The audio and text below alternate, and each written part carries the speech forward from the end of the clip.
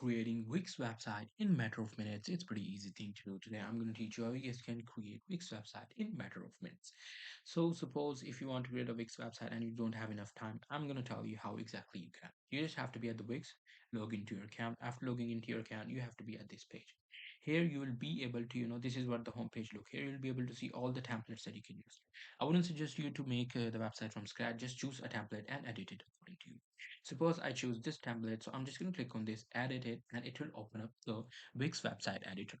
Currently, as you guys can see, I've already created this website. You just have to click on this customize previous design, or in your case, you have to create a new design. This is how a Wix website editor will look. It have all sort of editing options, including the tags, adding the photos, adding videos. Is the Wix website editor.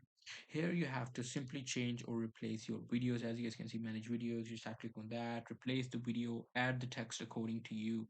So after adding the text, you can modify all of the data in the matter of minutes. It is actually very easy thing. You don't have to be very worry about that. So you just have to change it. Suppose if I want to change the text, I'll be able to change it to how to, as you guys can see, you can simply change it to however you want.